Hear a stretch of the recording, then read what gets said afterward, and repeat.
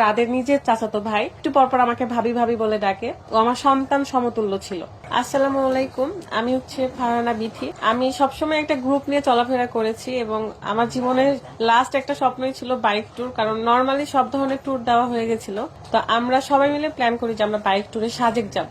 শুধু সাজেকের প্ল্যান ছিল। সাজেক থেকে পরে 15 ঘন্টার পরে আমরা না হলো 1 ঘন্টা পর পর রেস্ট নিয়েছি। আমরা 1 ঘন্টা পর মানে আমরা নিজেদের উপর খুব কেয়ার করতাম আর কি। তো রেস্ট নিয়ে নিয়ে আমরা 27 ঘন্টা জার্নি করে সাজেকে যাই এবং সাজেকে খুব ভালো সময় কাটিয়েছি।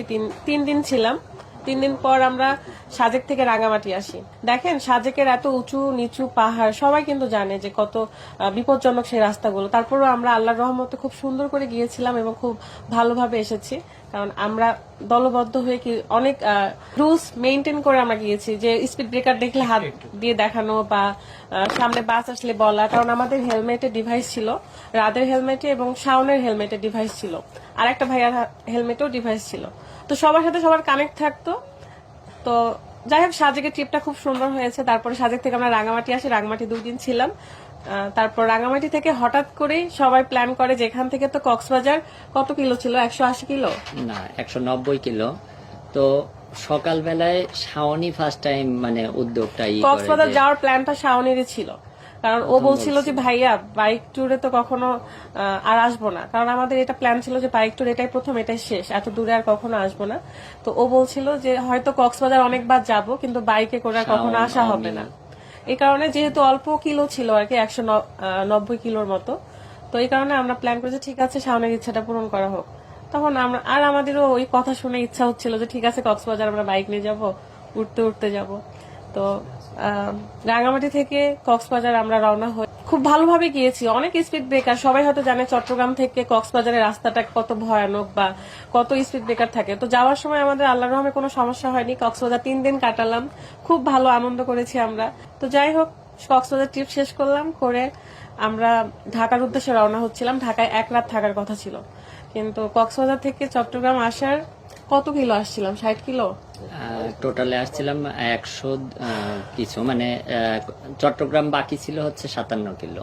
হ্যাঁ এরকম ছিল। তো যাই হোক, আমরা সবাই আবার সেই রুলস মেনটেন করে আসার পথে 7টা বাইক ছিল আমাদের। কক্সবাজার থেকে চট্টগ্রামের উদ্দেশ্যে রওনা হয়েছিলাম। 60-70 কিলো আসার পরে একটা পেট্রোল পাম্প থাকে, সেখানে আমি মানে আমাদের বাইক আর শাওনের বাইক আর আরেকটা আপু ভাইয়ার বাইক, 3টা বাইক আমরা দাঁড়াইছিলাম পেট্রোল পাম্পে। এরা তেল নিচ্ছিল গাড়িতে আর আমি পানি খাচ্ছিলাম। তো বাকিগুলো চলে গেল। আমরা বললাম আমাদের তেল নেওয়ারও আসলে কথা ছিল না, মানে আমরা দুইজনই কানেক্টরে কথা বলতেছি। তো তো শাওনে হঠাৎ বলতেছে যে ভাইয়া তেল উঠাইনি আমরা এখান থেকেই। তো আমি বলতেছি যে তেল আছে, তো বলতেছে তাহলে একটু চাটাও খাওয়া হবে নি, তাহলে আমরা একটু দাঁড়াই। তো আমরা দাঁড়ালাম। দাঁড়ানোর সময় আমাদের পিছনে আরো 2টা বাইক আসছিল।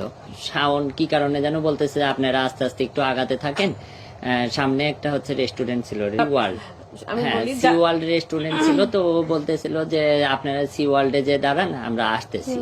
নিয়ে আমরা 3 জনই গাড়ি ফুল ট্যাঙ্ক করি, পানি খাওয়া। হ্যাঁ মানে আমরা পেট্রোল পাম্পে থাকা অবস্থা ওদেরকে হাতে দেখলাম তোমরা সামনে যাও, আমরা আসতেছি। তো শাওন ঠান্ডা পানির 1 বোতলের অর্ধেক খাইছে, লাস্ট অল্প একটু ছিল, ওটা আমি খাইছি। তারপরে শাওন আমাকে হাসতে হাসতে বলে উঠেন ভাবি, তাড়াতাড়ি চলেন, দেরি করেন না। না আমি রাদের বাইকে উঠে গেলাম, শাওনের বাইকে শাওন আর আমার ফুফাতো ভাই, এই 2জন ছিল। আমরা প্রথমে গেলাম, সামনে আগে গেলাম, মনে হয় 1 মিনিট চলে গেছি সামনে আমরা, ও পেছনে হয়ে গেছে, আমাদের পিছনে আর আমরা দেখতে পাইনি। তো ওই সময় দুপুর 2টা বাজে। আমি ভিডিও সবসময় দুপুর 2টায় আপলোড দিই, ব্লগ। তো আমি বাইকে বসে ওকে বললাম স্লো আস্তে চালাও, আমি বাইক হচ্ছে ভিডিওটা আপলোড দিই। তো আমি ভিডিওটা আপলোড মাত্র শেষ করছি, তখনই আমার ফোনে কল আসে। তখনও শাওনকে আমরা দাঁড় করাই দিই, মানে যেটা ঘটনাস্থল তার আগে আমরা বাইকটা দাঁড় করাই। তখন শাওন আবার জিজ্ঞাসা করে ভাইয়া কি হয়েছে। আমি বললাম যে ও ভিডিও আপলোড দিবে, একটু দাঁড়াও। 2টা বাজে, দুপুর 2টা বেজে গেছিল, এই জন্য আমি ভিডিওটা আপলোড 2টা ঠিক না, 1টা 57 বা 58 এরকম বাজে। তো তখন আমরা ভিডিওটা আপলোড দিয়ে আমরা যাওয়ার সময় আমার আবার কানেক্টর তো লাগানো আছে। আমি ওকে বলি যে শাওন আসো, ঠিক আছে? তো ও বলে যে হ্যাঁ। তখনও কানেক্টর মানে আমাদের সাথে কথা বলতে পারছি। আমি সামনে আগাতে লেগে আবার একটু পর পরে আমি বলি যে শাওন আসো, কারণ ও যেহেতু বাইকের সবার পিছনে থাকে, আমি সবার সামনে লিড দিই, আর মাঝখানে বাকি সবাই থাকে, মিডিলে আরেকজনের কানেক্টর থাকে। মানে সবাই আমরা তো আর কি দলবদ্ধ সবাই কথা হয়ে- বলতে বলতেই যাচ্ছি, হ্যাঁ। তো এখানে কথা বলতে আমি হ্যালো আসো আসো, তখন আর শাওন আর কোনো কথা বলে না। তো আমার কাছে তখনই কল আসে, 2:05 কল আসে। না, এর মধ্যে আর একটু কাহিনী আছে। তো যখন আমার কানেক্ট মানে ডিসকানেক্ট দেখাচ্ছে ওই টাইমটাতে, আবার কিছুক্ষণ আমি হ্যালো হ্যালো করি, Normally কিন্তু হেলমেটের device disconnect হয় না। ডিভাইস ডিসকানেক্ট হয় না, তো ওই টাইমটাতে আমাদের বারবার করে ডিসকানেক্ট হয়ে যাচ্ছে।